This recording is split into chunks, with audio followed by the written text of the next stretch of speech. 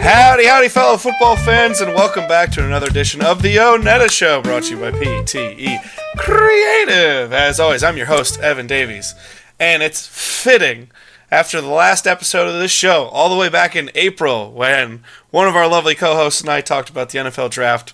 We're here for some of the most impeccable breaking news in the NFL now.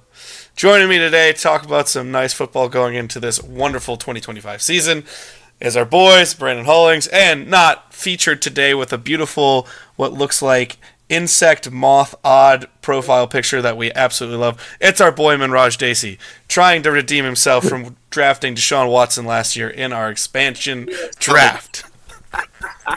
The argument was that I assumed that the contract situation would be a lot different than it actually was. I was not paying attention, to be honest. So with the rules, and I think if I knew the contract did not carry over as I thought it would be completely different. That's very fair. And you know what? The Cleveland Browns don't know what they're doing either, and at least they're being paid to do what they're doing, and you aren't. So, you're being paid to be a doctor, and you're doing very well so far. So that's all that matters, right? Absolutely. So obviously, biggest news item, not showing any bias in this item whatsoever. We have. Is this the biggest trade of the past 25 years? I don't know about 25, but I'd say in terms of, it's the biggest surprise trade, I would say, for me, in terms of, like, people talk about this stuff. Even Trey Hendrickson, right? People were talking about, he's going to get moved. Doesn't happen. People, complain about trades. You maybe go back to, does the Rodgers move? Whatever that happens, does that really count? But I would say in terms of, an owner like Jerry Jones coming out and saying, hey, I'm not moving him. We're going to figure this out. We're going to talk man-to-man. We're going to do this. He goes on Stephen A's show. It's the same stuff. Michael Irvin, very connected to hey, we're not moving him. He's not going to go anywhere. And then for it to happen very quickly, at least from, if you look at Schefter's timeline, and obviously he's sort of the pole bearer for, how these things work. He said, hey, they're starting to really listen to trades. And then within an hour, that trade happened. I know we talked about, Barry the dog, I think is the Green Bay reporter I sent it to you. And that had been, I don't know who that is, but that guy's got connections. He had said weeks ago that this was sort of, hey, they're willing to pay Micah $45 million per year and make the move. So I would say it's the most surprising trade. You're moving, I'll get into some numbers later, so I want Minraj to give his takes, but you're moving one of the most valuable pieces in the NFL that's a non-quarterback. And I would say he's more valuable than some quarterbacks. Like, I think most of us would take him over Daniel Jones at this point, right? So, fair. I think the Colts would be happy to have him. So I think in terms of the quality of player that you're moving and not getting the things you would expect back from him, I think this is the most surprising in terms of it happening and then not getting the compensation that you would need to move off of a player like that. I think that's very fair. I mean, to be fair, we should put this in for some timeline effect. Obviously, we're talking Micah Parsons coming to the Green Bay Packers. This has been something that our group chat, the three of us, have been talking about for about a month and a half. And Minraj has been a very playful watchdog as you just keep sending information, and I won't participate because I'm like, don't give me hope. To the point where even I was at work yesterday right before it broke, and I remember you sent it, and Minraj was like, I think this is going to happen. And I was just like, don't give me hope. I even sent the meme. I was like, don't give me hope. I don't want any of this shit to fall apart right at the end. I mean, obviously, we're going to talk numbers and everything. First glance, Minraj, what did you feel about this one, seeing it drop yesterday? I thought it was a pretty good trade. I think Jerry Jones was pretty scummy with how he kind of negotiated that contract, trying to kick out the agent, which I think was very backhanded. But I think it's a pretty fair trade. I was reading somewhere about like trading Ryan Clark, and Kenny Clark? I think they made Ryan Clark, from the Packers side as well as from the Cowboys side, about why that piece didn't really make that much sense. Like, why keep Ryan Clark instead of giving like a 2026 third or even like a 2025 like mid-round pick? As like this year's season, the the Packers would benefit more from like having Ryan Clark on the team rather than having a future pick versus like, and the Cowboys would flip it. Like they're not going to compete now, especially like I don't think their defense is good enough to do anything in the NFL. I think you look at the roster, it's like probably one of the worst on paper.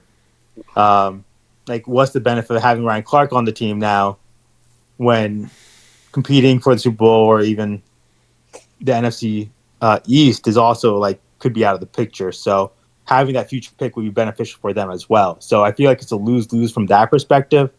Just moving a family across the country. I mean, Kenny Clark is a good player. He's a Pro Bowl player, and he's someone that it's no big deal. It's someone that even when it was originally just 2 firsts, and then the Kenny Clark piece leaked, I don't know what, 20 minutes afterwards. Yeah, we discussed a little bit. I was like, it would be a lot nicer to have Kenny Clark next to Micah Parsons, in between Parsons and Gary. But nonetheless, then you sent that nice tweet over, Brandon, where it was just like, hey, the production wasn't inherently there. And he was injured. He was dealing with a toe injury all of last year. He was one of the litany of players that got hurt in that Brazil game that completely kind of derailed the Packers season in some way, shape, or form because so many players had to deal with injuries from that turf in Sao Paulo. But at the same time, he's more of a 3-4 nose tackle now in a 4-3 defense. And does that inherently fit your system? Going to your point, I would have been a picks guy. I wouldn't have, if I were on the Dallas end of things, I would have said I'll take as many picks as you'll give me. That's what I would have. I would have said I want another third. I want another second. Even if you just have to badger him, give me a fourth, give me a fifth, give me something where I'm getting more lottery tickets at this poll. Give me that as opposed to a player who, in Kenny Clark, who, yes, he's a Pro Bowler, he's 29 years old. I think he's a great locker room guy. I think he's a phenomenal presence to have on your team. But as you said, this is a non-competitive team.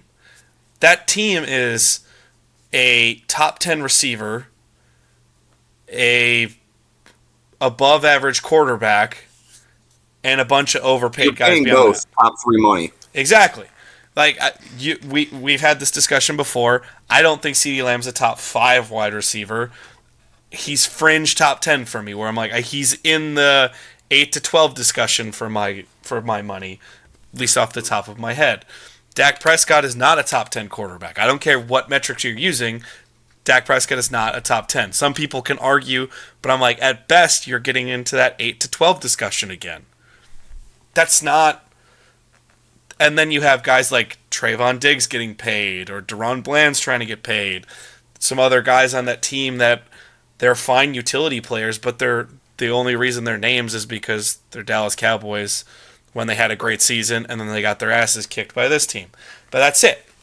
And so that team's a non-functioning team. So, yeah, it's almost sad to see a player of Kenny Clark's caliber go into a team that has nothing to back it up. I mean, prior to the season, Brandon and I were just on a vacation together, so half our discussions were future football season. You know, is it fair to say we both thought 4-13, 5-12, even with Micah Parsons on that roster as of 2 weeks ago? We were talking about that, where I was like, I'm seeing 6-11, 5-12. I'm not seeing a team that's going to push for a playoff spot. And now you just lost your most valuable piece. What's the point, right, to Minraj's point, of getting a Kenny Clark? Get an extra draft pick. Get 2 extra do something. Yeah. Or take some of these young guys that have no salary whatsoever or say, okay, hey, we can't, our defense is screwed. You have 12 billion young receivers. Give us one of them, you know? Right. Do that. I don't understand this trade whatsoever from a Dallas perspective. Yeah. Yeah, I think you hit a lot of good points, you know, just to kind of touch on what you said there, you know, PFF grades, you can take them as what they are, but you know, this last year was the first time Clark was below 70, never been below 78 before, so performance was not great from a consistent metric from there. You know, you mentioned on, you know, CD and Dak being what they are, but if you also remember, those negotiations were public and rough as well. Like, those did not go over well. It was ugly the whole way through. Jerry Jones has done himself no favors in terms of signing talent, not even, I would say even mid-level talent now, right? Because if you're going to have these kind of high-level negotiations with if you're Dallas, your two best players plus your third one that you traded, are you gonna have to? You're almost gonna have to pay a little bit more, like the Giants were. As a Giants fan last year, because we're just bad, right? We're just a bad team. And if you're gonna come, you got to pay a little bit of a bad team tax, basically, right? Now it's bad ownership tax. Now it's like going to Carolina. Carolina hasn't been great in a while, but Tepper has some of the same reputations, not as publicly, but I think that they've not only hurt themselves in the short term, they hurt themselves in the long term. And I think the other thing that did you guys get a chance to watch the press conference afterwards, or hear clips of it from Jerry? I've been talking like Jared Jones for the last 24 hours, because it takes 30 to 40 men to win a football game. Even on special teams, they gotta play. And I'm like, what the fuck are you talking about right now, dude? Mind. He still thinks it's 1991. He thinks you got to stop the run. Like that's, you don't have to stop the run. But I think, to your point of like, why do you pick up Kenny Clark? He kept focusing on, we had concerns at defensive tackle about stopping the run. Which, like, if you're in the NFC East, right, and you got to deal with the Eagles, basically, and the Washington run game is, Daniels can move and create, and he'll get out of the pocket, and Dankwin's very basic in terms of his run game, but like there's enough backs they can rotate in or out that they'll give you some trouble. Giants don't have to worry too much about the run game, it seems, right now, but fine. But you didn't get Dexter Lawrence in that trade, right? Like if you had gotten a high quality, and Dexter Lawrence probably isn't fair because he's the best, I would argue, D tackle, nose tackle of the last 5 years, hands down. But I got like a true, hey, this is a 2 to 3 gap player who's going to play 3 downs, which is hard. Again, I think Dexter Lawrence is the one that does. Maybe Chris Jones, but Chris Jones, they play a little differently. Like if you got that quality of player and two first round picks, then I think you have a conversation of like, hey, this might have been a little more balanced than it was about run defense and whatever. But we also know, as Minraj said, he cut the agent out. This was not really a talent issue. It was he handled this poorly. The ownership was unwilling to admit his mistake. And reports are that Parsons went back and said, hey, I'm sorry, the trade stuff got leaked. Can we make this work? Like, I want to make this work. And Jones wasn't having it. He's like, I'm out. Like, you betrayed my trust, or whatever he wants to be. And if I can't trust, you're not going to be on the team. They told him he had to put in the 5th-year option. He's like, this conversation is done, or you're going to get traded. Which, again, feels like an insane leverage against, again, the third most valuable, player on your team. Just to circle back in the compensation there, but, the Khalil Mack trade is the one everybody sort of brings up as you go through that. Mack was, 2 firsts, a third, and a 6th. I'm sure, it's ironic that, I'm sure you remember him coming in opening night as a Bear against your Packers out of shape, and then dominating that first half. 3 sacks, 2 forced fumbles, defensive touchdown, and he was on oxygen the rest of the game. It's the infamous he knocked the shit out of Aaron Rodgers to the point where Aaron Rodgers got that nice mythical injection shot and leads another comeback. But that's it. Yeah, he was a destroyer that game. It was absurd. Right, and Khalil Mack, I'll start with this. Khalil Mack was a year older than Parsons is now. Mack was a much better run defender. I'll say that. Khalil Mack's probably the best edge run defender of his generation. And I think that gets lost in terms of, his all-pro status and some of his things like that. But through his first 3 seasons, Khalil Mack had about a 2% sack rate on his pass rush snaps and about a 4.5% QB hit rate.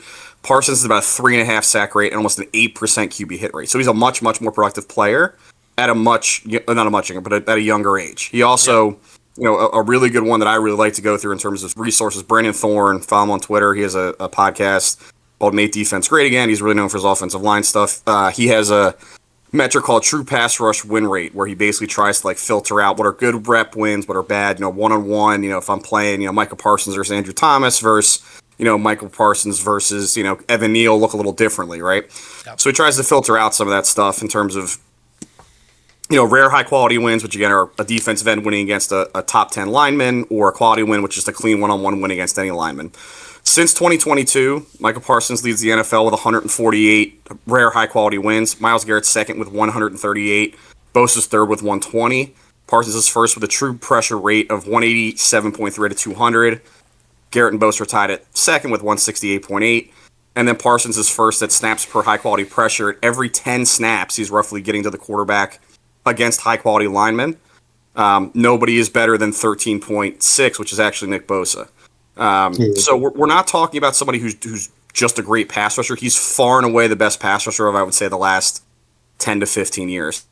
And to sort of bring this back, like Minraj, if you got offered this deal for Nick Bosa, would you take it? No. And I think that's, and nothing against, Nick Bosa is great. Nick Bosa is a phenomenal player. I think he's a grade below Micah, and I think he's a little bit behind Myles Garrett too.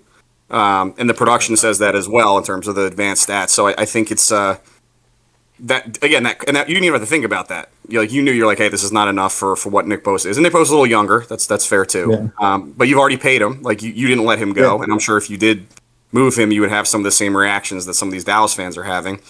The other thing, and then I'll turn it back over to you guys just for a second. The thing I've loved, again, being a Giants fan, I'm glad he's at the NFC East, but the coping that I've heard from some of these Dallas fans who do want to make it good is they've said, okay, we're gonna trade one of these 26 picks for a 27 pick, and we're gonna have 3 first-round picks in 27 when Arch Manning comes out, and we're gonna take Arch Manning. And I'm like, you guys have been telling me how great Dak is for the last 10 years, and you just paid him all this money. He's 3 years into a guaranteed deal. You're gonna have to eat more dead cap than Russell Wilson. And you're gonna move on to that's what you want? That's your comp?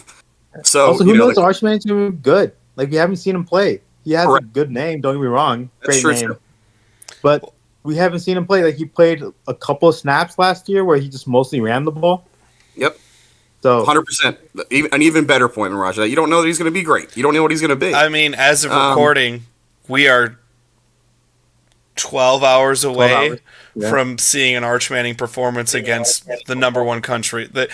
I know Texas is ranked number 1, but let's be honest here. It's the defending national champion with a far higher pedigree.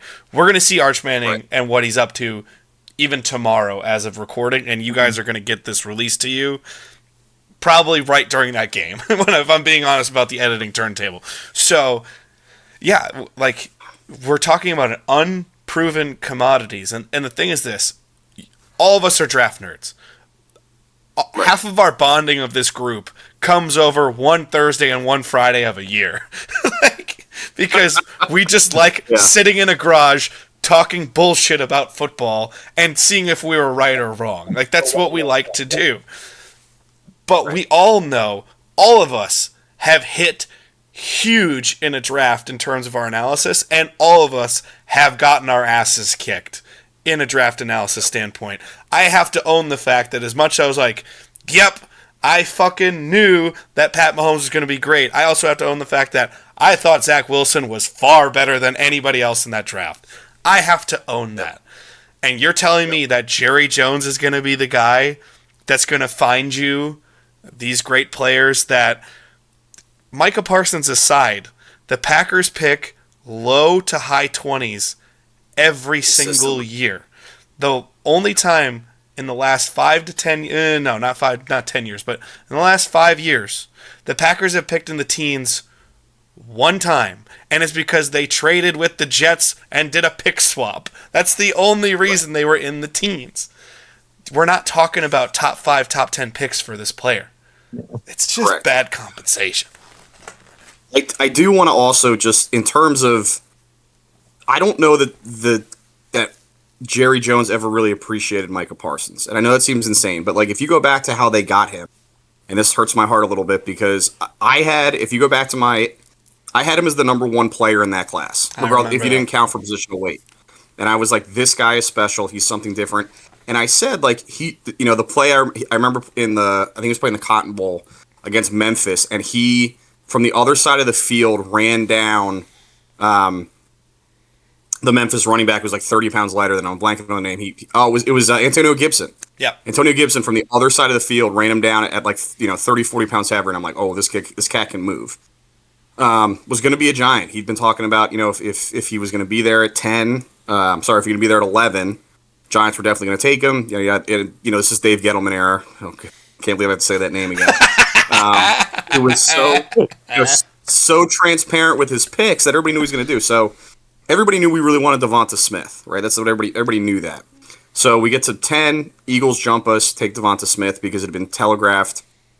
We go to, hey, Bears call us. Gettleman doesn't usually trade down. Hey, we'll give you an extra 1. Come up, get Justin Fields. We get down to 20. Even though, again, and the Gettleman had said if we stayed, we probably would have taken Micah. So we go from 11 to 20, let them take Fields. Dallas then lucks into Micah Parsons. Dallas says, hey, there's nothing else you really need.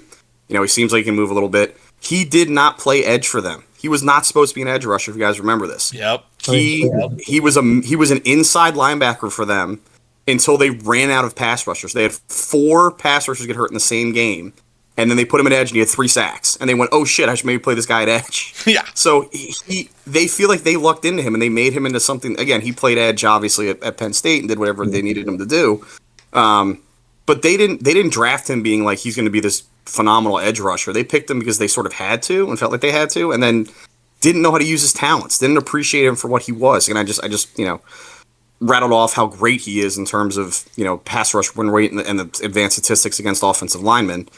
But I think they felt that they're like you said, hey, yeah, we'll find another Micah Parsons. And again, as nerdy as you said we are at the draft, those picks have to become names eventually, right? If you got 10 first-round picks, you eventually have to put names to those people. And if you don't know who you're picking, it doesn't matter, right? It doesn't matter if you don't know what you're doing. So I would have loved for him to be a Giant. I thought we had a chance at him. Gettleman fucked us as always. But, I don't think that Dallas – that's not fair. I don't think that Jerry, who, as a microcosm is Dallas's front office and everything, ever really appreciated what Michael was. And they certainly didn't know how to use him early on, and they lucked into it. So, good for him. Good for Micah, I mean. I also love that he immediately was running around, jumping around the house. His back looked pretty healthy to me. I don't know about you guys, but, So I will say two things on that note, and then I'm going to let Minraj take it for a while. Is one, to the point of not knowing whether what they had.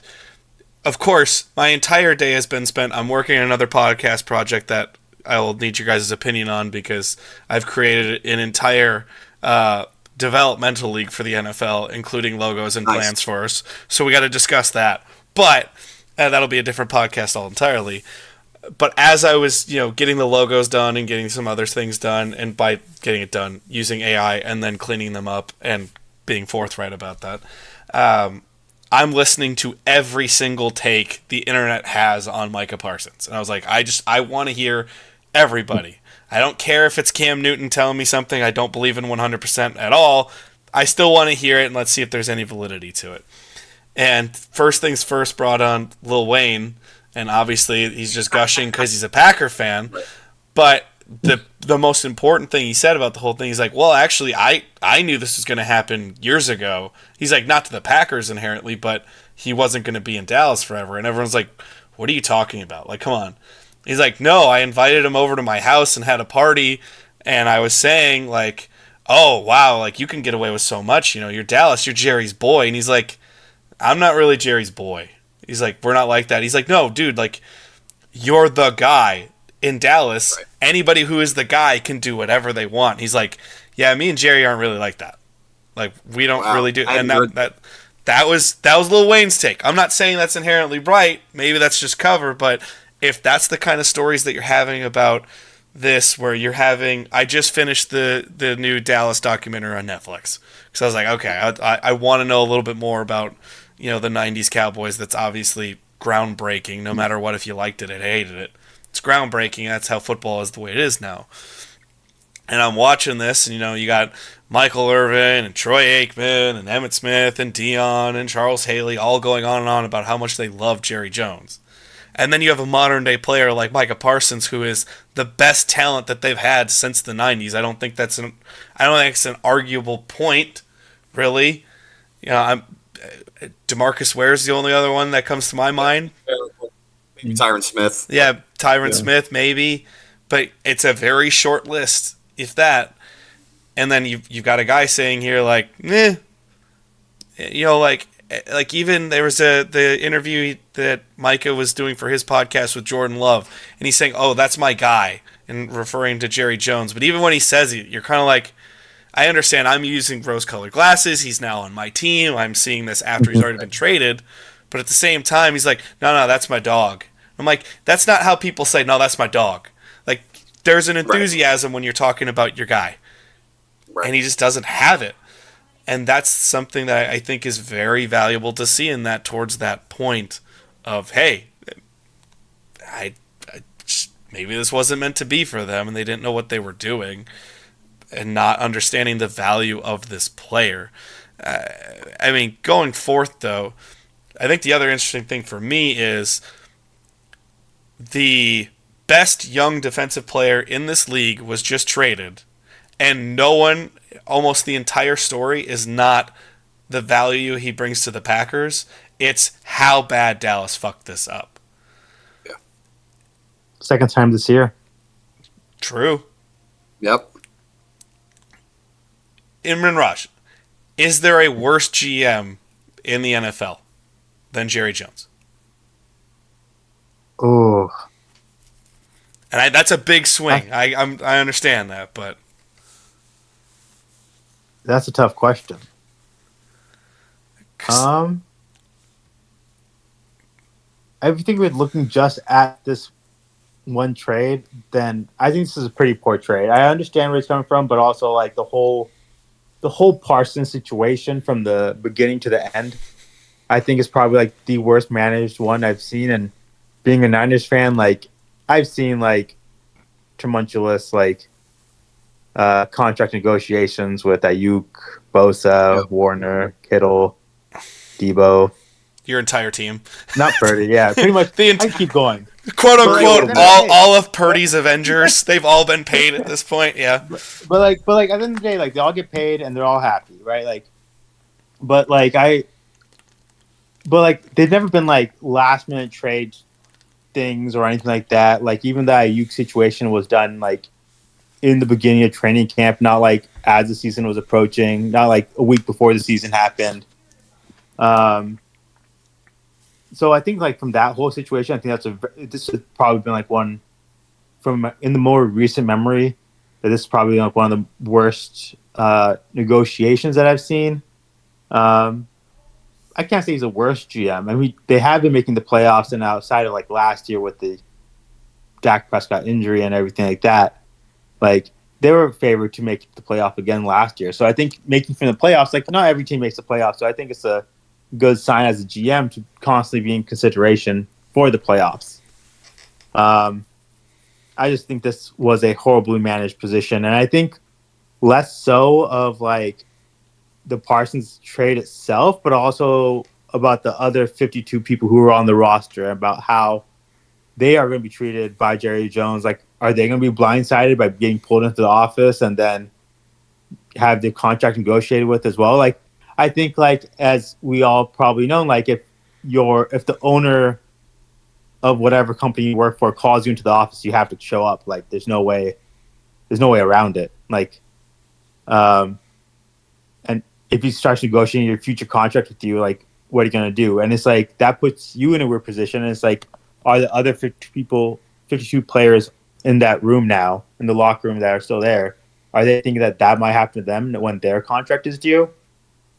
So, I mean, that's the only reason I think that is not inherently the worst take I've ever heard in terms of, because there are people online, obviously, and real pundits, people that even the three of us respect as pundits, saying like, no, he's quite possibly the worst GM in the league, and I think from a talent acquisition standpoint, you are correct. I don't think you can see the talent that has been acquired by Dallas over the last specifically 5 years, but ever since the Dak era started, they've acquired good talent. You can't say they haven't had at least a plethora of good talent. But when you look at the amount of people that everyone told him, why are you giving a second contract to that guy? And if you are, why are you doing it at this number? He would completely overpay them. Like an Ezekiel Elliott, that everyone knew by the time he was getting a second contract, he wasn't going to be able to run anymore. Or Trayvon Diggs, who has one rando season where the ball gets thrown to him half the time, and then it's like, oh no, he's the best corner in the league, and you're like, he can't cover people. What are you paying him for? Gave him the most yards in the league that year. Gave him the most 50-plus yards touchdowns the year he led them in interceptions. I was going to say that I know Brandon has seen me rant about Trayvon Diggs quite a few times because I got so frustrated that fucking year watching that play. I mean, you got games against Daniel Jones. You're going to get at least 5 picks in those games. I mean, it's a basic math. Well, I'll never forget. Yeah, it was the first Mac Jones year where Josh McDaniels made Mac Jones look functional, and he got a a pick, and everyone's like, oh, Trayvon Diggs is so good. And literally the next play, he got burnt for like a 60-yard pass play. I was like, these are the guys he chooses to pay and pays quickly and does save money on. But then you don't wait on quarterback contracts. And right now you don't wait on receiver contracts. The market is being thrown way too high every year for receivers. You don't wait for them. And he does it again and again. And now you're talking about the premier young pass rusher in the NFL. I still think there's an argument, even though obviously he's my guy now, that Myles Garrett or TJ Watt are better overall players than Micah Parsons right now. At least there's an argument. But I would still favor having Micah Parsons specifically because Garrett's 29, soon to be 30, Watt's 31, and you have Micah Parsons at 26, who, he's in the same breath as Reggie White in terms of his pace through 4 years, which is an insane statement to say, which also shows how good Reggie White was, because people forget, played in the USFL for a couple years before he hit the NFL. So, goddamn. But goddamn. This is just absurd when you look at what he takes in a trade and what he refuses to pay people for. He could add Micah Parsons for $35 million. Or even if you want to say he would have blown the market up, $38 million if you had just paid him last year and none of this would have happened. Right. Yep. Maybe 40. Maybe 40 last year for him, but you wouldn't have to probably do that. And now you have a team like the Packers going, okay, well, we'll pay him $48 million a year. We don't care. And this is a team that doesn't make moves like this. That shows you how talented this player is. It's fucking ridiculous. It is ridiculous. And I think it's, it's so interesting to me. And I think, Minraj maybe can provide some insight. It was a little before our time, but like, and this goes to you a little bit, Evan, as well. Like, it does feel like the Packers are like, hey, we've paid our quarterback. We've got the edge. We've got Elton Jenkins, who I know isn't, maybe the happiest. We've got some cheaper offensive linemen, some cheaper receivers. We paid former Giant great Xavier McKinney, play center field. It feels like they're making their push. It feels like this is like, hey, this is our window and we're going. It reminds me a little bit, Minraj, I'd love your insight. It reminds me a little bit of those Niners-Dallas trades with, like, Deion Sanders and Charles Haley when those were the heydays of, Niners versus Dallas in those early 90s, and it felt like that one defensive player sort of, turned the tide. Obviously, Deion and Charles Haley, they're both Hall of Fame players. As you said, Parsons is young, but he's on that trajectory. Evan, I would say maybe to you, hey, do you feel that this is this level of Reggie White kind of acquisition? And then maybe to Mirage of, like, do you feel that there is some mirror? And it's funny that Dallas continues to be involved in some of these trades. Do you feel some of that mirror of, like, there's these two powerhouses we're running into? Green Bay probably should have beat Philly. The Rams probably should have beat Philly in the playoffs. And it looks like, do you have this one piece? Hey, can I get over the hump? Can I beat Dallas? Can I beat the 49ers? I'm obviously talking the 90s, Mirage. With if I just add Deion, if I just add Charles Haley, if I just add this one elite defensive player to get over the hill. So, thoughts from either of you on either of those kind of scenarios? Take the Niners first. I don't think the Packers are at the same stage as what the Niners were at back in the day. I think like the 90s Niners and Cowboys were a much different stage than like the present day Packers and Cowboys. Well, I would argue like Philly, back in the day, Philly kind of getting over the hump there. Yeah, like back in the day, like both the Niners and the Cowboys were both trying to compete to win the Super Bowl. Right. And now the Cowboys and Packers are both trying to compete as to who to lose to the Niners in the playoffs. So, man, if my boy doesn't pull a Brett Favre, your team's gonna lose that game. Like, we fucked that game hard, okay? But yes, you then went on to go lose the Super Bowl after that game, so congratulations. But speaking to that, like, that's the most romanticized time in the NFL for me. Is my favorite coach of all time, even considering Lombardi, is Bill Walsh, because just even in comparison to Bill Belichick, no one has made a more bulletproof team than Bill Walsh during the 80s, where at the they were just manufacturing shit constantly, where They were guaranteed an NFC championship. Late 80s Giants with Lawrence Taylor to have a conversation with you about that, but sure. Oh, I know. That's the thing. But it took insane levels of defense to rattle that team. But that's what I'm saying. The teams that beat that Niner team are the 85 Bears and the Lawrence Taylor led Bill Parcells defense of the Giants. Like, we're not talking about like, oh, hey, like, all due respect to the Philadelphia Eagles defense. It was very good last year. But that's not Lawrence Taylor's Giants. That's not the 85 Bears. And that team just, won a Super Bowl. Those are the kind of teams that we're talking about. But yeah, it's insane to think about, like, Charles Haley goes from the Niners to the Cowboys. They win Super Bowls. Niners get Dion. They beat them. They win the Super Bowl. And then all of a sudden it's like, oh, we have Dion now. We win. But also, like, Cal Norton Jr.'s in that, where he gets traded over, or he leaves for the Niners and wins, and it's so fun to see that. I'm in agreement with Minraj that I don't think the Packers are quite there yet in terms of this is a guarantee. Like, that's the only thing is people do not realize, if they are not well informed about football history, that from 1992 to 1995, the Super Bowl wasn't even the real game. The NFC Championship game was the best game of the year because that was who was going to win the Super Bowl.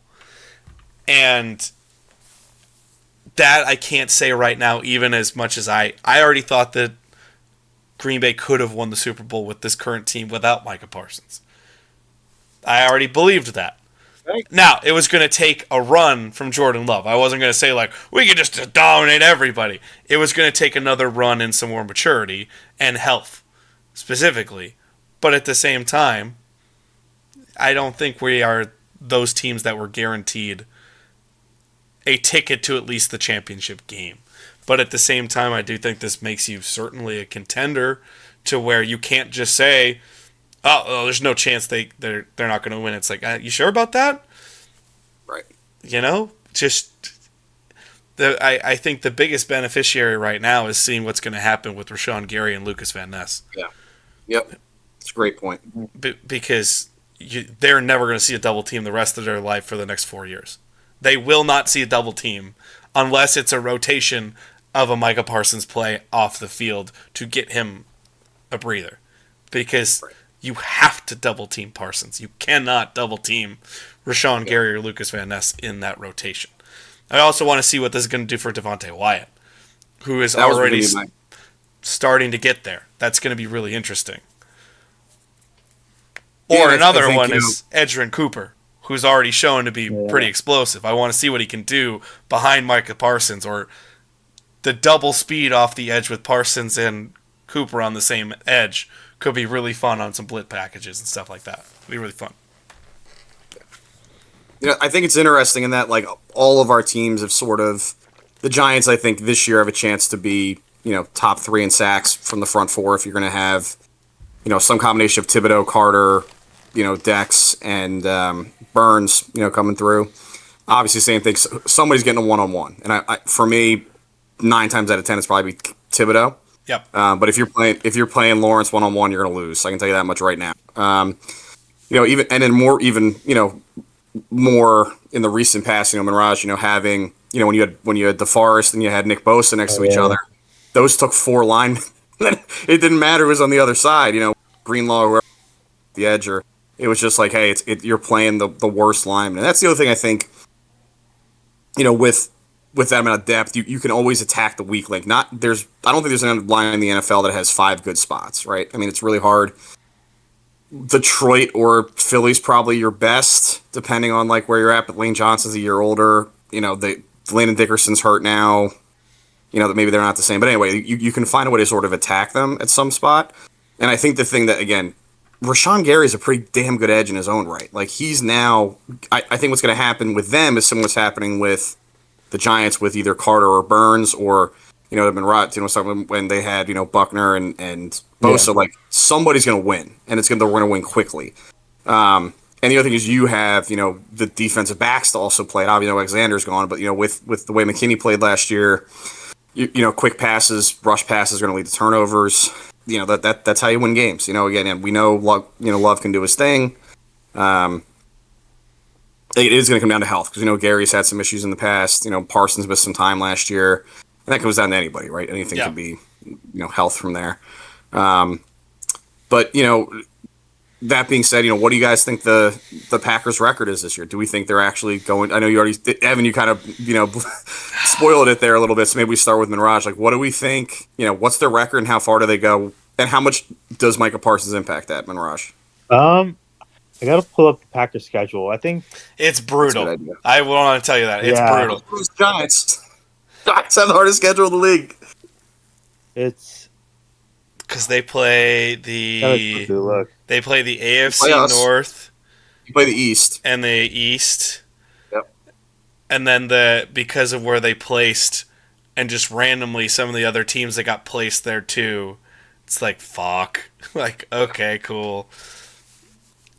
I mean, I will say this, as Minraj looks up the schedule, how are you feeling now that you're going to be able to watch Micah Parsons and not hate that he's successful? Because you really enjoy watching Micah Parsons. Yeah, he's good. Yeah, and in fact, we're going to see him live together when you come up for the game, which will be super interesting. But well, also you're going to see it. You're going to see him in Lambeau 2 weeks before that too, where you're secretly not going to be rooting for him because you have to root for your wife's team that day. But right. I won't tell her. It's okay. Yeah, so it's certainly going to be interesting. I'll enjoy it.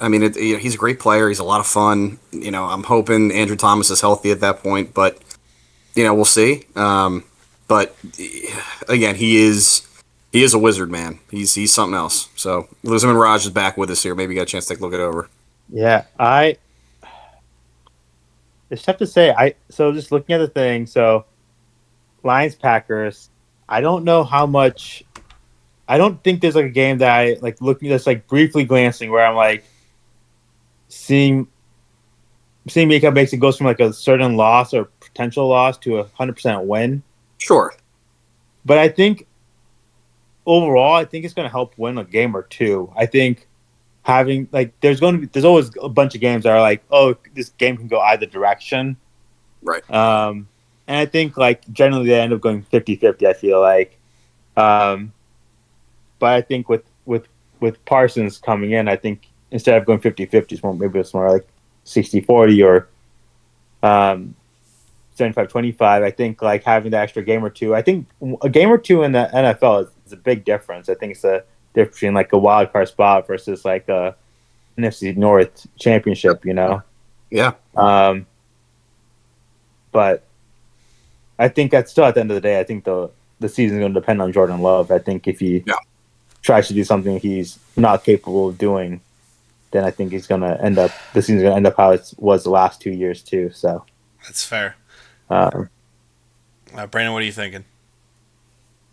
Yeah, I think Minraj made a lot of good points. I think the thing that it really does well is that we know with certainty that Jared Goff is a bad quarterback under pressure. We have years and years and years of data of, hey, if you can get to Jared Goff, specifically with 4, he will give you the ball. Seen it. Again, there's enough data there that this is almost a scientific fact. There's enough there to do it. That's true. And it is. And, as good as Ben Johnson is, I think the Bears need some time. I think it's Lions Packers for that division. You got McCarthy, basically a rookie quarterback. I think what it does do to Minraj's point is that some of those 50-50 games, maybe you're up 3 late, and instead of it just being Gary and we can slide, you have, Sewell on Gary or even Sewell on Parsons, you're still going to slide him help, and then Gary gets to win up over the guard. And having that extra pass rush, knowing you can get to Goff consistently, maybe does flip that last NFC North title. Maybe you get a home game at Lambeau instead of having to go to Philadelphia, which, that's night and day, and we know that. Yeah. So I think Minraj made a lot of good points. I just think specifically in that division, knowing you have to play, knowing that, if we're honest, you're trying to win your division first, having to get to Goff with 4, Parsons gives you such an advantage in those situations. Again, you got to be up, to Minraj's point. If Love's throwing 3-4 picks, doesn't matter. But if you're up, they can't go to that run game with Gibbs and Montgomery. They're not as creative without Johnson. You can get to Goff consistently. That sort of does give you that edge in that division. I mean, here the real thing, why my greatest concern is somewhat erased was the two biggest detriments of that team prior to this Micah Parsons trade were pass rush and defensive backfield, safeties not included. Obviously, I knew our safeties were great, but our corners, no one's going to say, oh, we have great corners. No one should say we have great corners because it's inaccurate. Prior to this trade, I would have told you there are only 4 games I was confident we were going to win. Like, I knew we were going to win those 4 games, and then I thought we'd win enough to make a playoff run. Because I think we're better than the Broncos. I think we're going to, at the very least, split with the Bears. I think we'd at least split with the Lions. At least split with the Vikings. So I was like, no matter what, I think we're in the run. But a lot of the teams that I thought, maybe they'll surprise you. You never know. A pass rush is what fixes that problem. Like, I'm looking through, and I'm like, who is one of the few players that can contain a Jaden Daniels? Micah Parsons can. Who can put enough pressure on Jared Goff? Micah Parsons can. And then I'm looking forward where I'm going, as much as I think the Bengals are not good at all, they still have the capability of putting up 50. How do you stop 50 points from being put up? You fucking put Burrow on his ass 12 times because their line is trash. And you do that with a pass rush. And that's where I just go, Steelers game looks a lot easier than that. Viking game looks easier. Bears game, it definitely looks easier. I want to see what Bo Nix looks like against 2 functional pass rushers. Because I'm real sick of... Also, is anyone else sick of this fucking Broncos are going to go to the Super Bowl bullshit? It's ridiculous. Oh, yeah. I don't know where that came from. I was like... Fucking ridiculous. I had Jonathan... We did a fantasy draft yesterday. I had Jonathan on a call and was saying the same stuff. And I'm like, I love you, buddy, but like... The guy threw like 4 passes past 5 yards. Like, everything was schemed behind the line of scrimmage. And I know this is going to be a deep cut. Do you guys remember Rick Meyer? Yes. And it's a deep cut. Yes. That's what it feels like. He can only throw right. He can only throw the right side of the field. And that's what it feels like. It's just this. And credit to Sean Payton. Payton knows his shit. He knows what's going on.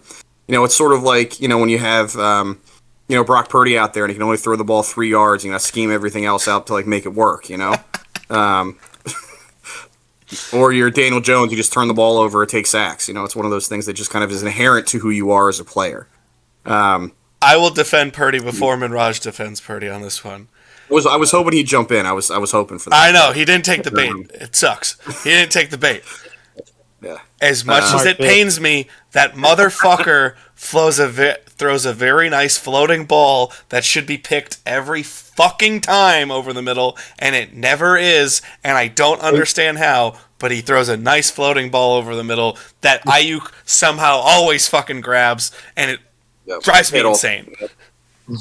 Just high enough to get past the linebackers, is short enough for the... Exactly. Every time. Exactly. It drives me insane. In that Shanahan system... Go ahead, Minraj. Every time he loosens the ball, like I was talking about how I'm scared of Moody kicking the ball. Every time I see Purdy throwing the ball, as soon as he lets go, I'm like, oh, that's a touchdown or a first down. There's no question. I have no doubts. Man, I wonder what that would be like. I wonder what it would be like to feel that. I haven't felt that since 2014 with Eli Manning. That's how long it's been. Oh, God. But yeah, just to finish the thought, there are only 2 teams on the Packers schedule now where I have to be realistic and say they're not as talented as. And it's the Ravens and the Eagles. Those are the only 2 teams where I'm like, even still, I can't argue that we're a more talented team than those 2. Every other team, at the very least, I can make the argument. You have to go, yeah, there's an argument there. So that's why I do think this is such a swing, because a lot of the problems of this schedule are solved with a great pass rush. Not that that isn't the solution almost all the time, but there's a difference between, hey, we can rush the passer better versus, hey, we got the best young defensive player in the league. playing for us now. So signed him for 5 years. That's a big deal. And yes, and also, obviously, I need to see more of the specifics. But I went on to Spot Rack. He's still only making $10 million this year. Right, because he's still. So that's the thing. People, not to cut you off, I didn't mean to do that, but he's still. You have his 5th-year option still, so it's a 4-year extension off of that. Yeah. So you have control until he's 31, which is. That's I don't know what else you could ask for. I mean, it's exactly what you want. Again, you are. Yeah, did you reset the market at paying him 47? Sure, but he's worthy of that. That's what you want. Like that's what you should pay. You should pay the best players in the league the money, and that's the thing that Jerry Jones just does not sort of get. He thinks you still get a Dallas Cowboys discount and whatever it's going to be. Mm-hmm. The insane part was when I looked at it, all the key 7 players on the Packer team are all locked up through at least 2028. And the cap's going to keep going up. Yes. McKinney's locked up, Jacobs is locked up, Love is locked up, Parsons is locked up. I think the fastest... What's Gary's contract? Gary's through 28 at the very least. I think the fastest one that needs to be addressed, because he's so valuable, Elton Jenkins is through 2027 right now. And he needs a sweetener, and I'd love to say, hey, get the sweetener and get an additional year on that contract, obviously. But all of their truly you cannot lose players are all locked up for at least 3 years. That's what team construction is supposed to look like, Jerry. Yeah. Yep. And it's been Raj, I don't know if you're going to say it, but feels a lot like those windows for your Niners. They're locking up the right people. We're going to go with this rookie deal quarterback and run for it. Exactly. You gotta have that team, and I think the Eagles were a great source of it. I think even the Chiefs were too, where it's a good construction overall kind of. Well, the thing is this: if the Cowboys had any sense, this Micah Parsons trade could be the equal of the Tyreek Hill trade. But they don't have any sense to do that because people forget that Tyreek Hill trade, they lost the AFC title game that they should have won, and then they traded Tyreek Hill for a 1 and a 4. They picked up an extra pass rusher in Karlaftis that has worked really well for them. They got another good defensive player out of it. They had $30 extra million on their cap to pay people, and they really invested in their offensive line after that, and they won 2 more Super Bowls and appeared in a 3rd. But Dallas has nobody and can't do anything. So, it's a nonsensical trade. What's the benefit? Speaking of bad trades, though, because we're going to transition away from Micah Parsons. Oh, nice. Nice. At the very least, is Brandon has conducted a list of some of the worst trades in at least recent NFL history. And to be fair, these were just ones that I could think of off the top of my head when I had, this was an impromptu emergency pod. Yes. And, I guess I don't know if I want to start at 5 or 1, but you got to give me an opening that to start at 5. So I think for me, this would be Minraj, why did the Dolphins have an extra first-round pick to trade for Tyreek Hill? Do you have any idea? No, I don't remember. No clue. Do you know it was the Niners pick when they traded it? Why did they have the Niners pick? What was that? What was that trade from? I'm still a proponent of that trade. I would do it again. God damn it, Minraj. God damn it. We're trying to help you. So, here, let me set the table, and then I want to hear you defend it, okay? Let me set the table for the trade, assuming my computer wants to cooperate here. So the trade was Niners get 3 overall in 2021. Dolphins get the 12th pick in 21. They get a 4th, and then they get 2 additional firsts in 22 and 23. Trey Lance only ended up throwing 102 passes before being traded for a 4th to Dallas and then being cut by Dallas before winning the backup job this year for the Chargers. So go ahead. So we can't look at I think looking at the trade, you can't look at what happened with Trey Lance. I think that's unfair. Because you could say that Mike Parsons walks into the building after the physical, tears his Achilles, and he's out for his career's over. And then the Packers lose the trade. That's a projection, not a reality. We know this, but we knew. Go ahead. But the trades are done in projection and not based off of. If we had hindsight at the time, then yes, of course, you don't make the trade. Sure. But I think, as we know, at the time of the trade, he had Jimmy G throwing the ball, and that's true. And okay quarterback, and like under the system, Kyle Shanahan put up good numbers, but like he wasn't good. You know, like there's no way you're gonna be like, yeah, like I said he was good because I'm a homer, but Right. Raj, but like, quick pause. Well done, buddy. This is the first time I've heard a sane take about Jimmy G in your entire lifespan of our friendship. I'm proud of you. Bud. But I think like looking to upgrade the quarterback is an important position. I think it's very important. It's like a good attempt to make, and I think if the head coach as well as the GM as well as the entire team believes that Trey Lance could have been the next step forward, if he could have like emulated what RG3 had with him in Washington, like I think that would really put that team up in competing for a Super Bowl, if not that, like winning the Super Bowl. But unfortunately, Trey Lance didn't have enough experience in college, and he flopped really hard. But I think he had the skills. I think he had the talent, the raw talent to be there. I just don't think he was there from a mental perspective to win and play quarterback in the NFL, which I think he was just lacking experience for. But I think if like your head coach and the GM believes that this is the right way to push the team that could win the Super Bowl, with the talent they had around, with a young Fred Warner, young Nick Bosa, young George Kittle, young Ayuk, young Debo, like all those players are still around. Like I think having that Trey Lance, that young quarterback to elevate the team even more, would be totally worth it. It's like trading for Jaden Daniels. Like if Trey Lance ended up being like Jaden Daniels, we would be considering it totally worth it. He just flopped. So I would kill this trade for a completely different reason. I'm sorry, Brandon, to cut you off, but I think we might be in lockstep about this. My issue with that trade is, as we already said, everyone's going to have a different take on draft analysis and who they think is really good and who they think is really bad. I never liked Trey Lance, so yes, it's beneficial to me that I was proven right in that part of the take. My issue with that trade, and why I would still argue is a bad trade, because I think you are correct.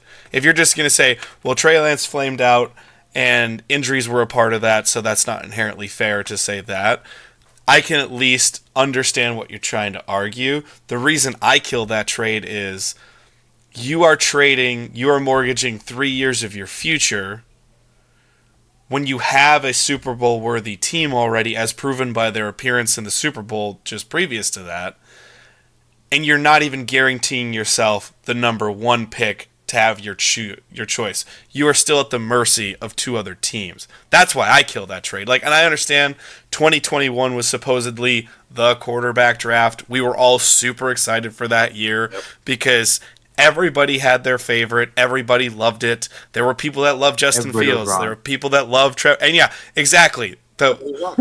Everybody was wrong in that. Right. He was wrong. I mean, I think Trevor still got a chance, but everybody else is a mess. Yeah. And that's the thing is, when right now we've already seen how bad Mac Jones is, and Mac Jones is the third most successful quarterback from that draft. Right. And not by like a wide margin. It's not like there's someone who's so far above him. It's like Trevor and then a gap to Justin Fields and kind of like, Mac Jones. And that's insane, but he had a good functional Rookie of the Year season under Josh McDaniels, and that was it, obviously, and it didn't work out. But that's how bad that draft was. And that, again, it's unfair to put history as your lesson in the now when you're making the trade. But the thing you have to think about is you're still at the mercy of two other teams. You're not even getting the best one. That's where I go, that's malfeasance in the trade. Right. Yeah. And I think, just Evan covered a lot of the points I would have covered, I think. But, the other part of, the argument of the process, you should always be trying to get a better quarterback, which, I do think is correct. You should always, if you have the best quarterback in the league, you have a massive advantage. But, not everybody can have Patrick Mahomes. Not everybody can have, some years, it's just not going to happen. The best quarterback didn't win the Super Bowl this year. I don't think anybody would argue that Jalen Hurts was the best quarterback in the league. I don't think anybody argues top 5 quarterback in the league. Yeah, the best quarterback didn't make the playoffs. So. Yeah, maybe. Yeah. So, but like because the roster is so good around him, because your defense is so good, because you allocated certain resources the right way, and the NFL also at times just let Jalen Carter slip to 9, or you let Jordan Davis slip because of his weight, or you let Cooper DeJean slip because he's white playing cornerback. Like you have the resources to do these things, and you build a better team that like you have a quarterback that can make the layups, and you can win that way. But like to always be swinging the bat, like I do understand the theory, but in terms of like execution, it's not realistic. It's not something where like, because in that theory, like in 2021, every team should have traded every pick to get Trevor Lawrence because he was going to be the next best thing, and he should have been the best quarterback, and every team should have done that, which is just not on paper possible. Yes, in theory, you always want to be doing those things, but it didn't. And I understand your point of like, yes, it's because we have the data. It's harder to be like, well, if it had worked out, it would have worked, obviously, but that's just not the reality of how it works. So I think again, just the excess value that came out of that trade. Obviously the result is the result, but again, like totally understand the swing of the bat. But I think when we look at bad trades, that's the whole point. Is like you swung the bat and it was terrible, like you struck out hard, and that's like that's what defines a bad trade. So I think that's hard to like sort of balance it one way or another. And again, you have to have the data to do it. Again, you made a really good point, Minraj, especially with your background. Like, let's say, knock on wood, Parsons comes in, tears his Achilles, tears his other Achilles, never plays a snap for the Packers. Like, it's a terrible trade then for the Packers. So you're 100% right in that. So it is more of, we do need more information. But I think once you have the data, I think it can be fair and be like, hey, this was a bad decision. Just like Daniel Jones was a bad decision. Just like letting Saquon Barkley walk was a bad decision. Just like drafting Tyler Sash was a bad decision. Just like signing John Beason to a $52 million deal was a bad decision. Just like signing Kenny Galladay to a $62 million was a bad decision. I can do these all day. So to transition us to our next trade, I will just say this because I also saw this today. To cap our last trade, the Green Bay Packers just traded less for Micah Parsons than the 49ers did for Trey Lance. Yep. I mean, that's when you're talking about comparisons. Yes, it helps that at least the Dolphins had an adult in the room making the trade versus Jerry Jones, but nonetheless. Take us to that next trade. Yeah, so next trade, and this is, again, not as recent, but it was the one, again, that stood out in my head. Ricky Williams draft day trade. I think this one doesn't get talked about as much, and it absolutely should. So for the context, basically Mike Ditka, 3 days before the draft, says to the media, I will trade my entire draft for Williams. Just says it out loud, which is just can't do that. Just cannot do it. And then Charlie Casserly calls him, says, hey, yeah, we'll take your whole draft for Ricky Williams to go from 12 to 5. By the way, he only got 7 spots. Yeah. But that's not enough. We need your picks next year too. So that trade was the Saints get the 5th overall pick to take Ricky Williams. Ricky Williams lasts 3 seasons with them. He plays less than 12 games in 2 of the 3 and only has 1,000 yards.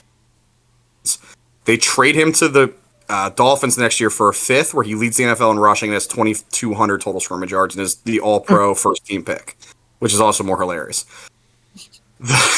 I'm looking at the list, it's making me laugh. Washington gets the 12th overall pick in 99. They get 1st, 2nd, 3rd, 4th, 5th, 6th, 7th round picks in 99, and then 1st and 3rd round picks in 2000. So, do you want to know the saddest part? Washington still lost that trade because they drafted so poorly, dude. Yeah. And it's another one of these ones where, like, they drafted, out of those picks they drafted in the 1st round anyway, Curtis Samuels, who was all-pro tackle, and LeVar Arrington. Those were their first 2-round picks out of that, which were 2 players that made 2 all-pro teams out of the gate. Yeah. And we were like, damn, and then they both got hurt and it was over. To Minraj's point of, like, you never know. But still, like, yes, there's there's fault in Washington to be like, you can't, like, you have to make these picks value, like, you have to do something with an entire team's draft. But for all of that to be a running back that gave you less than 1,800 yards in 24 games is malfeasance of the highest order. Oh, that's the most ridiculous malfeasance in NFL history. By far. It has to be. Beyond even, because at least in the Herschel Walker trade, no one had ever seen the conditional pick by player like that ever. No one had ever Right. seen something like that. By this time, it's already 10 years removed from Herschel Walker, where your entire history is just, as a GM, the first thing you learn is don't do something like that. And Mike Ditka's just like, George Allen on steroids. I only believe in one guy. I don't fucking care about draft picks. Who cares? I'm like, malfeasance. Complete malfeasance. That's a fireable offense just by... that's one of those where you can tell the Saints... They get fired. They all got fired, so... But here's the thing. That's one where I love Mike Ditka just because he's such a character. I don't really like anything he believes in. I just like the caricature of Mike Ditka. Right. But if I were the owner of the Saints and he says that, I literally would have pulled him in. I'm like, if you even remotely try to trade even a single one of these draft picks now, I will fire you. Because I know I can't trust you. We need an adult in the room. Because you can't be trusted. Do you remember what the cover of Sports Illustrated was after they made that trade? Do you guys remember it? Yes. Ricky Williams in the wedding dress. Uh-huh. Big Ditka. Iconic. Out of your minds, guys. Out of your minds. Let's do. I do have the Herschel Walker here on here because I think it's important because Jerry has mentioned that this sort of being equal to that trade. Like he's mentioned it's going to bring players. So just for context, Evan already talked about the conditional side of things, so I won't read that. But the total trade for the Herschel Walker trade was Minnesota got Herschel Walker, 2 third-round picks in 1991 and a 1995 round pick. Dallas gets first-round picks 1990, 1991, 1992, so 3 in total. They also get 1990, 1991, 92 second-round picks. 1992 third-round pick, 1996 round pick, and then they also get linebacker Jesse Solomon, linebacker David Howard, cornerback Isaiah Colt, running back Darren Newsome, and then defensive end Alex Stewart. Obviously, it's legendary they turned those into Emmitt Smith and Darren Woodson and Rudder Maryland and all of those players like that. Just, it is the standard for why you don't do that. And then Herschel Walker was never, obviously, anything for the Vikings. So, obviously, that's... Whoa. His first play was that kickoff return, and they won that trade right there. And then he didn't do anything after that one kickoff return, yes. Yeah. Unbelievable. Just like, and I mean, yeah, you made a good point of going through that. I have 2 more. I do have an honorable mention, and I'd love to hear you guys' takes on it. And it's not because it was super lopsided, but I thought it was interesting in the sense of, like, it changed NFL history in a sense that, like, we didn't expect. And it's Randy Moss for a 4th-round pick to New England. That was all it took. When he went from Minnesota to Oakland, it was Napoleon Harris and a 1st. And then when he was underproductive with Andrew Walter and the ghost of Kerry Collins, he was... cast like he wasn't good anymore. And then, they traded him to New England for just a straight up 4th, and that was it. And then you get Randy Moss and Tom Brady together, and they become the most prolific passing offense of all time. It's the number 1 offense still to this day in DVOA, in yards per attempt, in average length of touchdown.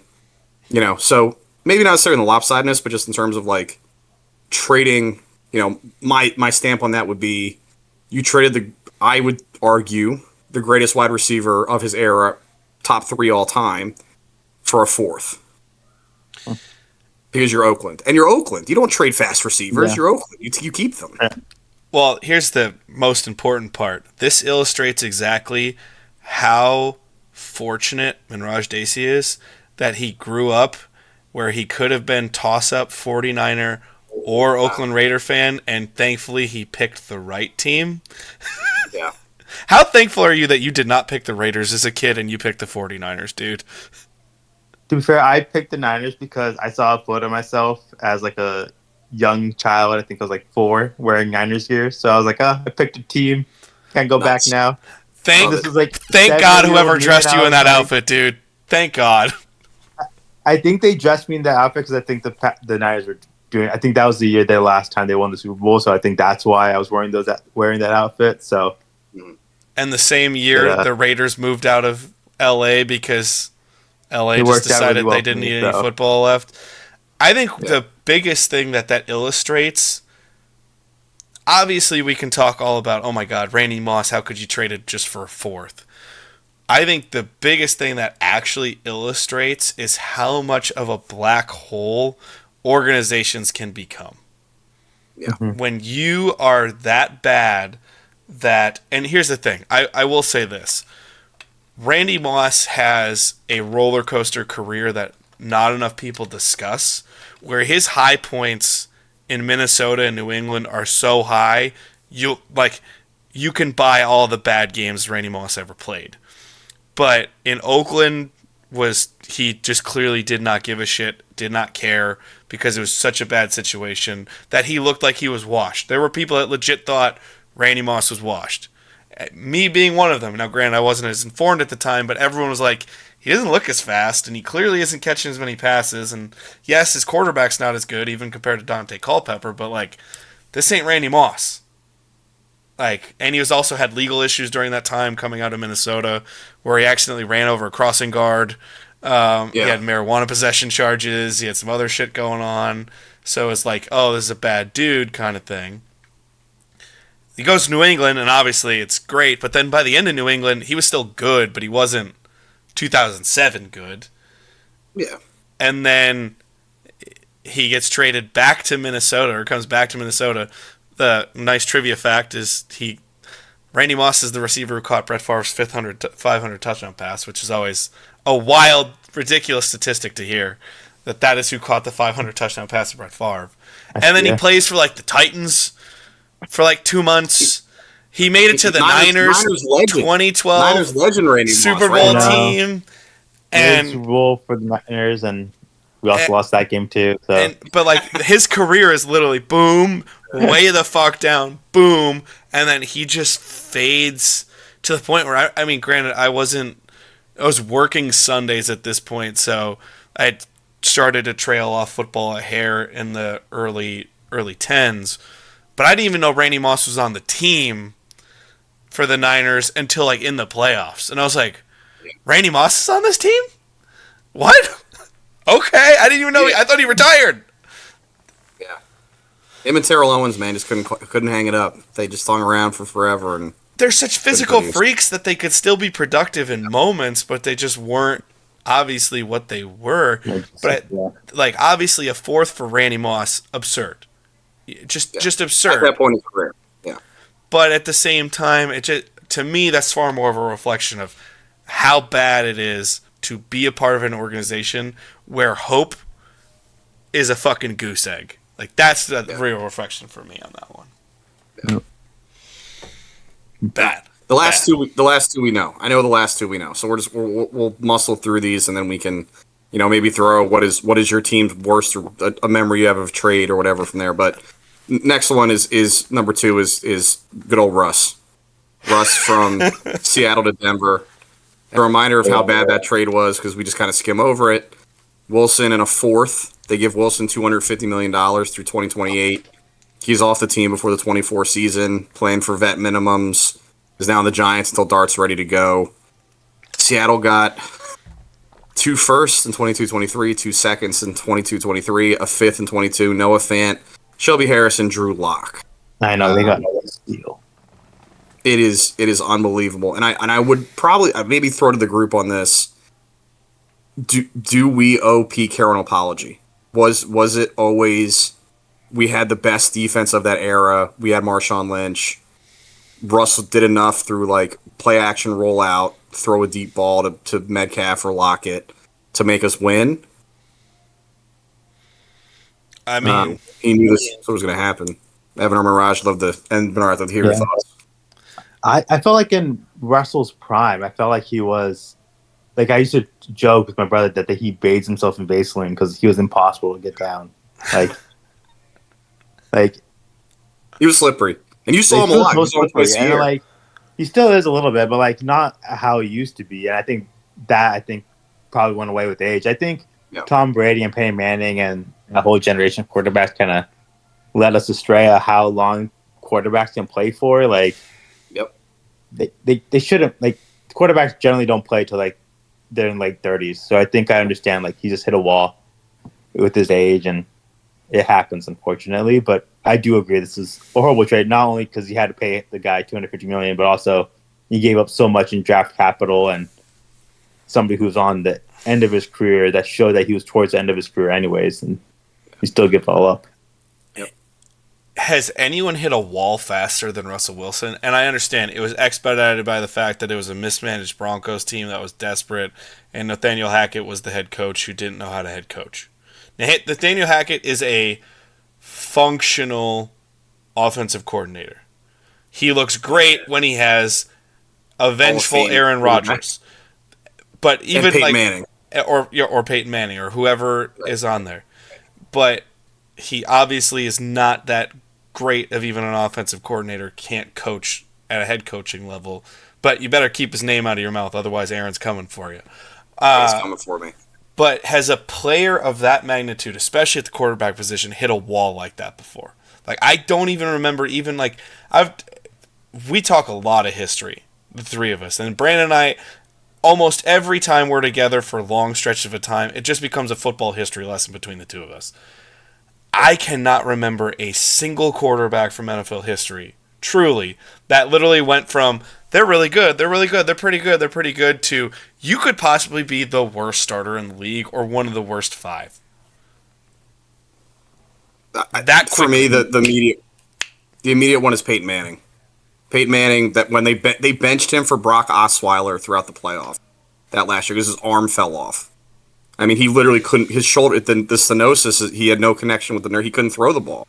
Drew Brees also, and Minraj made a really good point of like, we had these outlier sort of quarterbacks for a while, and you can give Eli as much shit as you want, but like, he could still throw it 50, 60. Like that last game against Miami, he threw a 60-yard touchdown. He still had the arm strength. Yeah.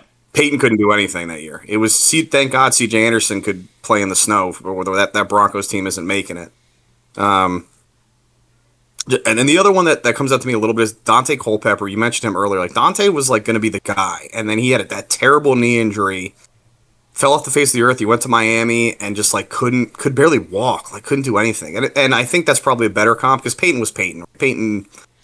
Russell was never anywhere near the stratosphere of Peyton Manning. Well, the other thing is that's the end of Peyton Manning's career after 15 plus years of abuse and reconstructing his entire neck, and he got an extra bit of juice out of it, and then it's just like no arm. Like he may as well cut his arm off because it was non-functional. Yeah.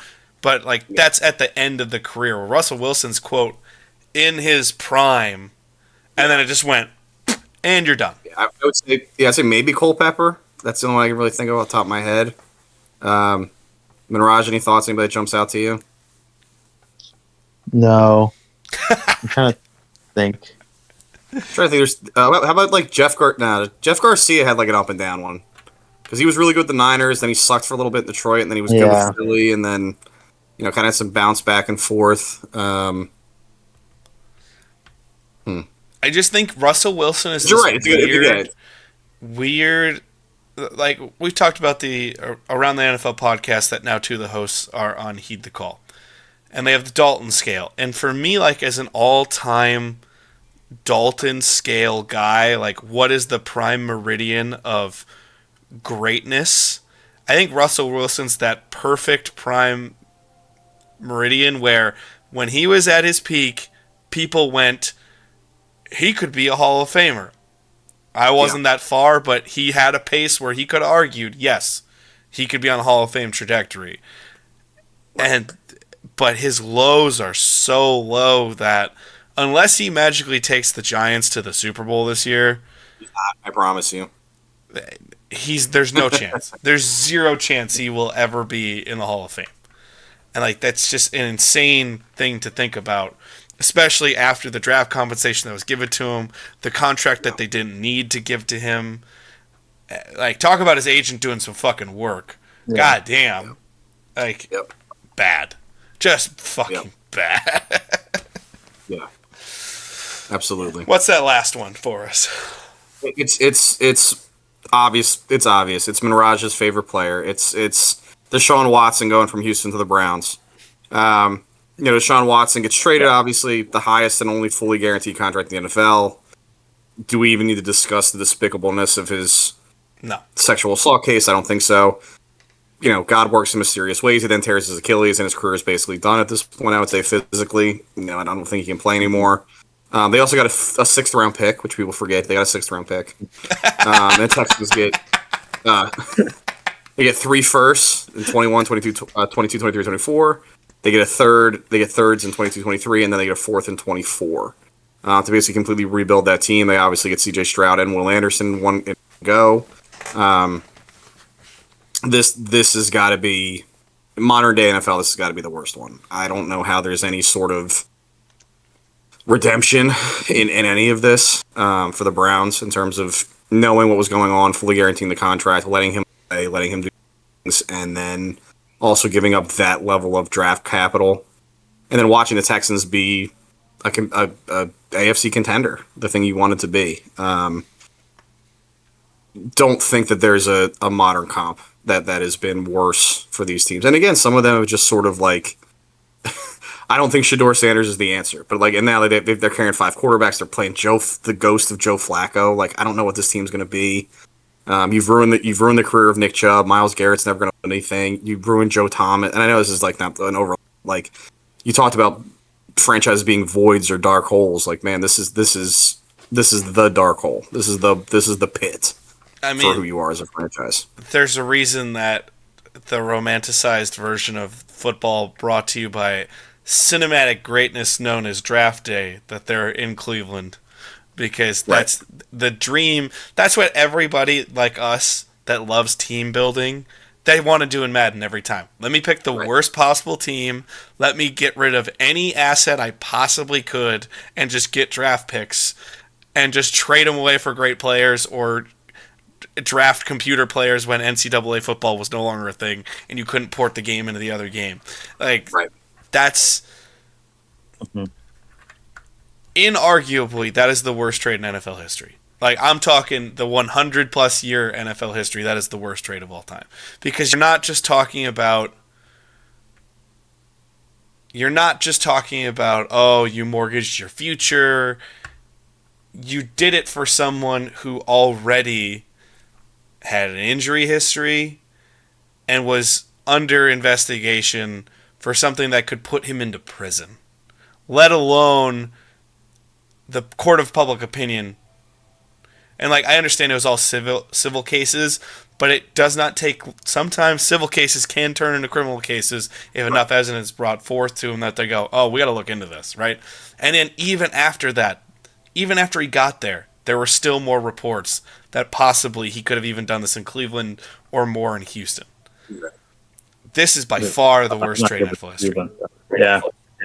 And I think like even like the part of like trading for these people who are across like as like vets, essentially you had to pay them, but that contract is horrible. Like, oh my god, they're stuck with them for another couple of years. Like his cap hit is like next year is $86 million. They can't cut him. Like when he leaves, he's going to take a huge chunk of their cap with them. Like there's no way they are ever going to get off this cap until another 5, 6, like another couple, like until his cap is gone, and he's gone for another year. So he has like another year afterwards, and like when he leaves, that's when like the brunt of it's going to hit. It's like a horrible contract for them because, and they can't even trade him because if they trade him, they take all that money right now. So yeah, you can't move him. Yeah, so also just horrible contract, horrible trade, horrible. What a player that Mirage built his expansion team around. No, not around. He was the last. There was no other quarterback I could take. I had to start a quarterback. Hey, you know who actually sneakily took the best pick in that draft was, I hate to give you the credit, Brandon, but that was the Malik Willis pick. Looks pretty nice in that expansion draft. Yeah. That's all I'm saying.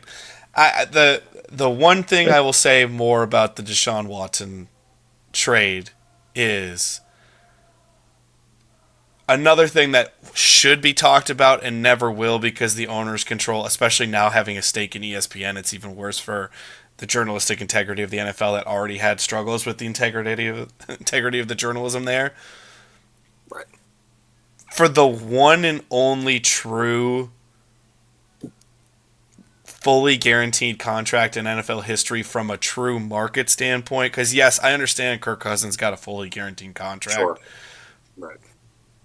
But they weren't, whoa, quarterback money. They were, oh, that's top of the line. But it was when it was like 27, 27.5, 28. Like Jimmy G got 27.5, Kirk Cousins got 28. For Deshaun Watson to be the only quarterback that's ever been given a 100% fully guaranteed contract, that set the NFLPA and all of the NFL players back 2 decades. No one will ever consider giving anybody a fully guaranteed contract because of how bad that decision was. Like, that's another thing that will never be talked about enough, and it's fucking terrible for teams. Yeah. That trade aside, I think we forgot one in modern history, though. Oh, love to hear it. Go. Seahawks, 2 firsts, Jamal Adams. Yeah, it's pretty bad. Oh, yeah. Terrible. Terrible. Terrible. Another one I left out, and Mirage, you can throw piss you off. Just pissed me off personally was AJ Brown for a single first round. Oh yeah. Pick.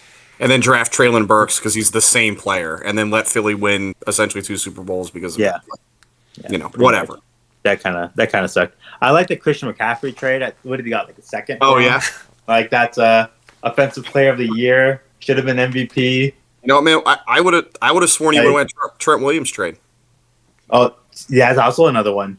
Another similar position with the Jerry Jones thing, where it's like poor management of the player, and like poor treatment of the player essentially. Yep. And it kind of bit them in the butt. Another black hole. That decade was so bad for Washington, man. Yeah. Well, Dan Snyder, the worst. In my old blog days, I wrote all about Dan Snyder multiple times. I remember getting a lot of respect from Brandon. He's like, "Oh yeah, I can believe this guy. I know what he's talking about." I will say this: you brought up an interesting one. I just want to talk history-wise when you said, "Oh, you can talk about your team." This is very way back, but the worst trade in Packer history is actually a trade from the 70s. They had post-Lombardi, they had Phil Bankston as their head coach, and they, I think, barely eked into the playoffs or never made the playoffs, and they just kind of trailed off into greatness. After them is Dan Devine. Do either of you guys know who Dan Devine is, the head coach? No. He's most famous as a college coach, and he went on to have success at Notre Dame after Green Bay. But that tracks a little bit better. I didn't know he was at Green Bay beforehand. So he was super good in college, and that's when college coaches are better than pro coaches sometimes, because it was still in that flux period between when the game was shifting. So Devine's hired, nobody likes him. Everyone fucking hates Dan Devine. And what he's known for is player recruitment. So he would get guys to come onto the team, and then everyone would be like, this guy has no idea what the fuck he's doing. It's terrible. Just terrible. He's kicking players out because during the first player strikes of the 70s, he's trying to get them arrested and not letting them come to practice, all kinds of bullshit like this. They make the playoffs, and he wins Coach of the Year while his team is actively thinking about not playing a game. That's how frustrated the team was that they got to the playoffs with a coach they hated so much. But he trades for John Hadle, who is a 35-year-old quarterback in the 70s with no arm, and he gives, I believe, 2 firsts and 2 seconds. Or is it 2? It's just 2 firsts, maybe. 2 firsts, yeah. In the 70s, and completely obliterates the Packer future for a decade. And then is so fucking cowardly, doesn't even end the season, and he resigns right after the last game. I'm going to Notre Dame, because he knew he was going to get fired, so he resigned and went to Notre Dame in the dark of the night. And you're like, what a piece of shit. Fuck you. Ruin a team's franchise and bail on them too. Go fuck yourself, Dan Devine. Yep. That's when I'm like, that needs to be known, because it's, again, malfeasance. That's not just, it didn't work out. That's malfeasance. I think those are the trades that are the worst. Yep. Is there a Dave Gettleman trade that you want to talk about quick? Because I knew he's your malfeasance guy. I already talked about one. I mean, I talked about the trading down to get to Kadarius Toney instead of Micah Parsons, because we had to have a receiver that year. So the thing with Gettleman is, he was notorious in that he would not trade. That is not what he did. Yeah. So like there's not as much there.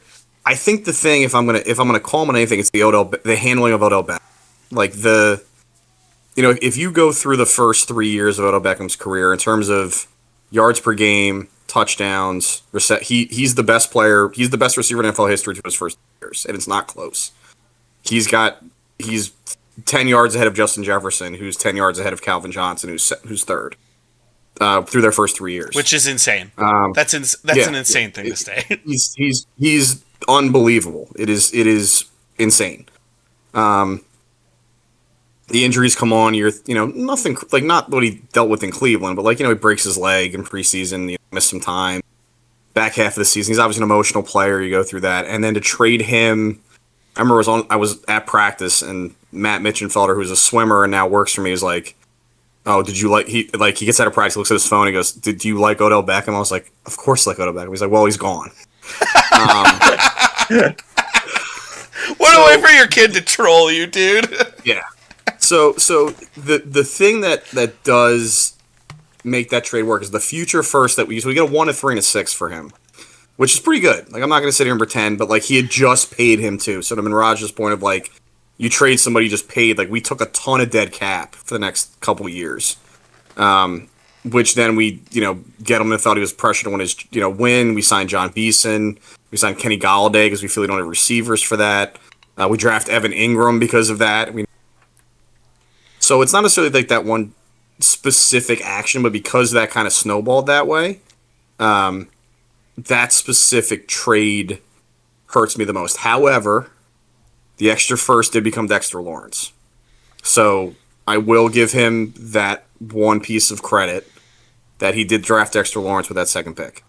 With the second first-round pick. Still should have took Lamar Jackson or Josh Allen earlier in that draft, but, it's neither here nor there. But that one... The handling of the Odell Beckham for Dave Gettleman's probably the worst.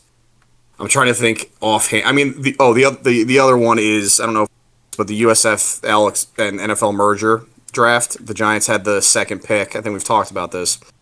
The Giants were picking between Reggie White, and this is 1984, so deciding between Reggie White and Gary Zimmerman, who are both Hall of Famers at this point in their career. We know who Reggie White is. Gary Zimmerman, offensive tackle who played his entire career with the Broncos. So you wonder how do we come to this conclusion? So the Giants essentially decide that because they have Lawrence Taylor, they don't need Reggie, which I'm like, okay. But like you would have won 5 consecutive Super Bowls with that pass rush. Easily. you have Lawrence Taylor, Leonard Marshall, Gary Reasons, and Reggie White. It's over. It's done. They're the best defense in history, and it's not close. They're like, well, we're okay at pass rush. We got Harry Carson still, all that other kind of stuff. So we draft Gary Zimmerman as an offensive tackle. He refuses to live in New York. He had told everybody, he's like, I'm not going to New York. So we trade him to Denver for a conditional 4th. And he becomes he starts like 170 straight games for them, becomes their best offensive lineman for a decade. And we got essentially nothing. And we could have had Reggie White. So that's the other one, I think, in terms of overall setting the franchise back would have made the difference. I was gonna say he was Denver. Oh yeah, the other Zimmerman was in Minnesota. The Zimmermans always trip me up. Yeah, there's another. Yeah. Yep. I don't know, Minraj, you got a bad trade from Niners history you want to relive? I know I just said I would do it again, but I definitely think the Trey Lance trade definitely set us back. I think the 3 firsts. I mean, I'm not gonna say like, oh, we would have had this guy, this guy, this guy. Right. Who knows how they would have ended up? But I think losing that, like now, like last year and like the year before that, I think what we were really missing was like the lack of young talent. Yeah. I definitely think the Niners hit this draft out of the park. So and like they hit Purdy, which I think basically made the trade null and void. I feel like if Purdy didn't come in and like lead them to essentially NFC Championship as well as the Super Bowl, I think it would be a different story with like Kyle Shanahan and John Lynch. But I think the lack of young talent overall was a big negative last year. Yeah. So we'll see how that goes in the future. I think Brock Purdy, the biggest service he's ever done is erasing that trade from history because it happened so quick between that trade and Purdy happening and the story that everyone can kind of go, hey, you got to remember, and everyone's like, it fucking worked out. Who cares? Yeah. But that's, again, it's malfeasance, you know? So that's wild. Wild. Yeah. All right. Bad trades are bad trades. I'm going to have to call it. I gotta go to bed. No, we feel that. We feel that. But, no, trades are fun. It's fun to talk about in any way, shape, or form, whether it's bad or good. Everyone's got to take the good with the bad. Just so happened this week was my week, finally, because the Packers don't trade for players. And if they trade for players, it's like 6th and 7th. Championship game. Niners, Packers. What's the final score? Niners, Packers championship game? Yeah. Alrighty. I'm going to go. Well, he's going up against Trent Williams. Niners 24, Packers 17. Mike, like the last couple times he played the Niners in the Super Bowl, I'll give him like a sack. I'll give him a sack. Okay. All right, that's fair. I'm going to say 1.5 on the sacks. Final score is 31-14 Green Bay. Ooh. Really giving it to him. All right. Because I believe by the time the Niners are in the NFC Championship game, George Kittle will have no knees and he'll be Johnny's backwards knees McGee. Trent Williams will be the only functional lineman on the San Francisco 49ers still. And it's Brock Purdy throwing to Brandon Ayuk over the middle, but Xavier McKinney's the one that's actually defending over the middle this time. That's what my assumption is on this one. But that's the score. But don't worry, because Philly's going to die in a hole, and they're going to go 0-17 this year, and everyone can be happy. Actually, that's a lie. I did turn to Ab, and I was like, one of the only things that's really good about this trade beyond the Micah Parsons is a Packer, if I have to understand and know that Philly's going to win a game, at least they're embarrassing Dallas. Even worse. At least Dallas takes the embarrassment, and that's at least good. But, as always, America is a better country when the Eagles lose and the Cowboys lost. And the Cowboys lost greatly this week, so we can all be happy. America got better just a little bit this week because we're really trying to lose lately. At least we got to win this one on this Thursday. Thank you guys so much for watching and listening wherever you are. Like, comment, subscribe for more. Thank you to my co-host for the day. Peace, love, and hugs to you all. Goodbye!